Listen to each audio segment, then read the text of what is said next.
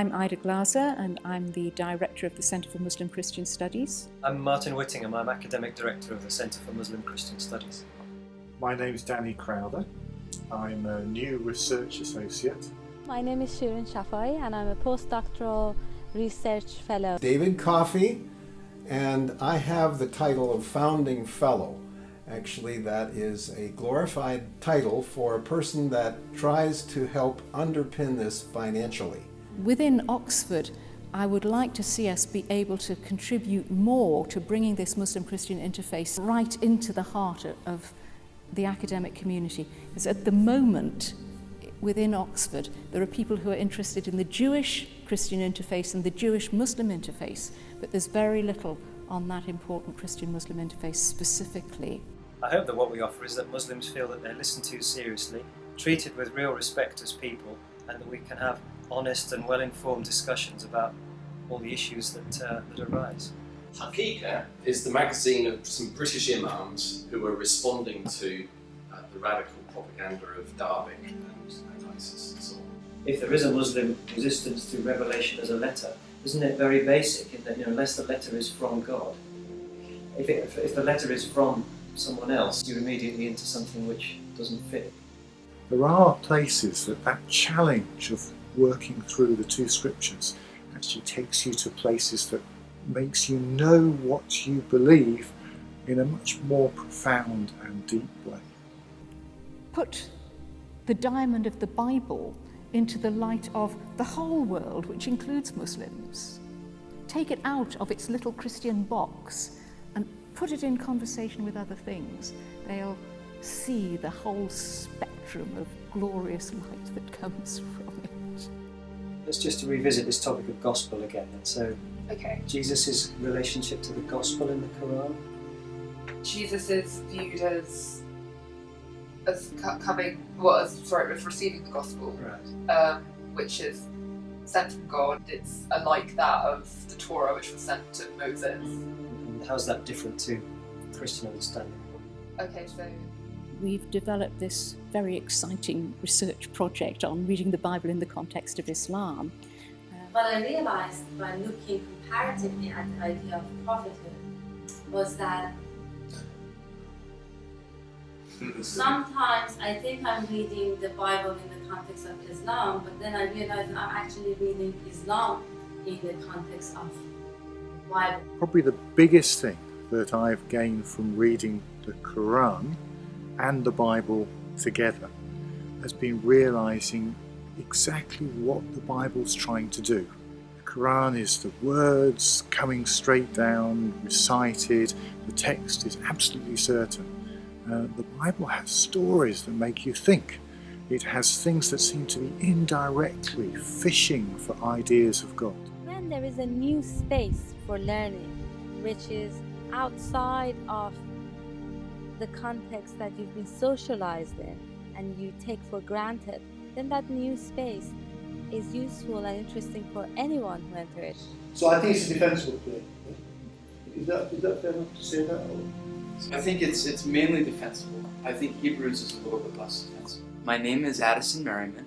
I'm from the US, but that's really a whole mosaic of different places. While I was at Duke, there were a number of different events that happened and a bunch of dialogues between the interfaith community of Muslims and Christians. And I realized that I didn't actually fully understand the context that I was wanting to get into and engage with. Then what I needed to do was come to CMCS and learn about Islam. So you have Muslims that are of incredible intellectual caliber, as well as Christians of the same caliber, all in a place, a marketplace really, where they're bartering and exchanging and really discussing different ideas that are central and peripheral to their faiths.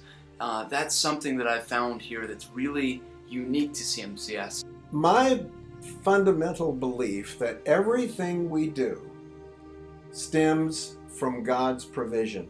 And God provides us people, first and foremost, who will take these ideas into the wider marketplace, who will take these ideas into the global economies, nations, and we will make a difference.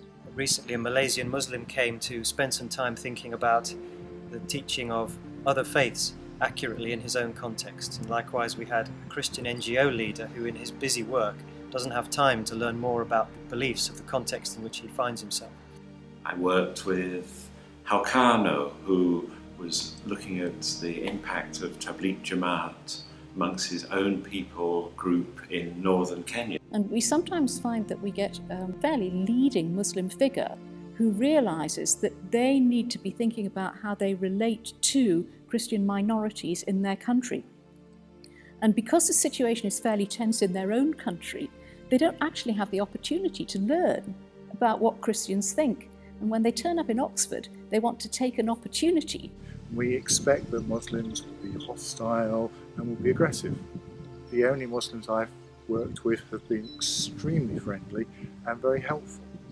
I think this is a common experience, so a lot of the work is just breaking down barriers of fear and understanding. For me, CMCS goes beyond apologetics.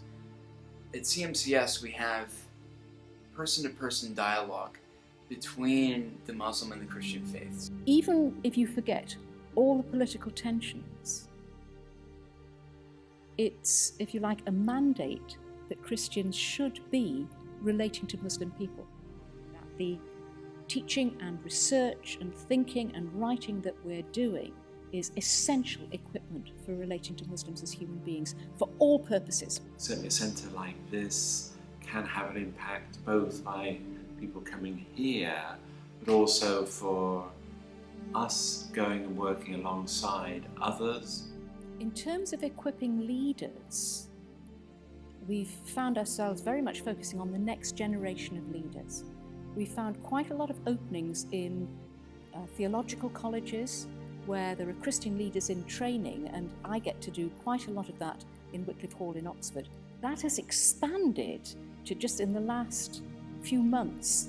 We're beginning to cooperate with a couple of Muslim colleges in London, and we're moving towards our very first summer school where we're going to put Christian and Muslim leaders in training together for an intensive week. We'd love to build more connections with academic institutions, but also with people, again, around the world who want to be equipped and informed for the context in which they live.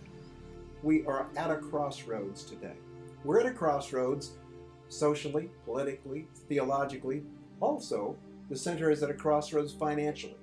And I can't think of a better way to invest your money than to do it with a cause for understanding each other. Thank you. Lord, open our minds, and our thinking shall discover your wonders. Lord, open our hands, and our giving shall show your generosity. Lord, open our lives, and our living shall declare your presence.